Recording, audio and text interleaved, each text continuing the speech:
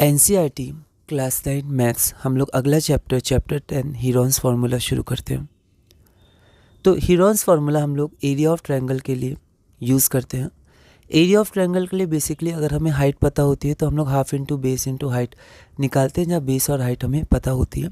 लेकिन अगर हमें हाइट ना पता हो और साइड्स ऑफ ट्रायंगल्स का लेंथ बस पता हो तो हम लोग एरिया कैसे निकालेंगे। जैसे अगर हम लोग एक स्केलेन ट्रायंगल ले लेते हैं और उसमें हमें सिर्फ साइड्स की लेंथ पता है तो हम लोग एरिया कैसे निकालेंगे। तो इसके लिए हम लोग हीरोन्स फार्मूला का यूज़ करते हैं। तो ये हीरोन ये मैथमेटिशियन थे, इनके नाम पे ये फार्मूला है। इसे हीरोस फार्मूला भी हम लोग कहते हैं, हीरोस फार्मूला या हीरोन्स फार्मूला।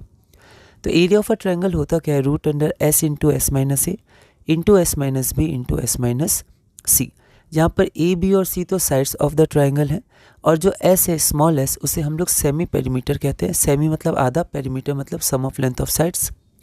तो यहाँ पर हम लोग देख सकते हैं हाफ द पेरीमीटर मतलब एस बराबर ए प्लस बी प्लस सी बाय 2। तो ये जो हमारा हीरोन्स फार्मूला है ये हमें हेल्प करता है जब हमारे पास हाइट गिवन नहीं है, हाइट हम लोग ईजिली कैलकुलेट नहीं कर सकते और हमारे पास साइड्स की लेंथ पता हो। Heron's formula is helpful where it is not possible to find the height of the triangle easily.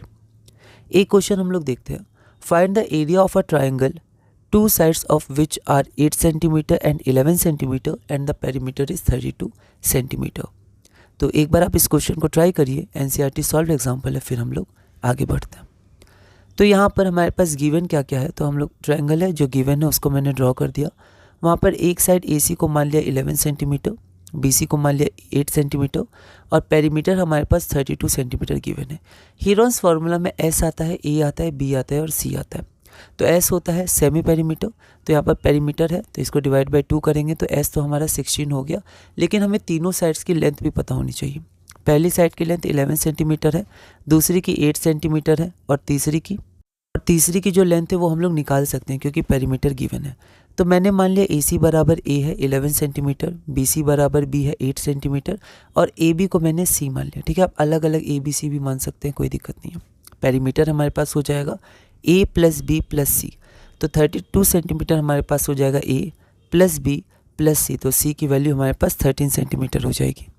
तो C बराबर 13 सेंटीमीटर हो गया। यहाँ पर S की वैल्यू हमारे पास हो जाएगी A plus B plus C by 2 जो कि हमारा 16 सेंटीमीटर आ जाएगा।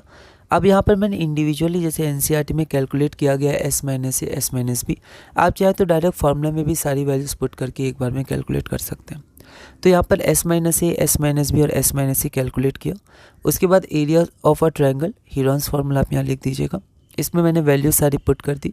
तो यहाँ पर फिर आप इसको देखिएगा तो आपका 8√30 सेंटीमीटर स्क्वायर आ जाएगा जो हमारा आंसर है। तो इसी तरह और भी क्वेश्चन है वो क्वेश्चंस आप कर सकते हैं। तो क्लास 2 जब भी मैं अपलोड करूँगा तो फिर हम लोग सिर्फ और सिर्फ क्वेश्चंस ही करेंगे।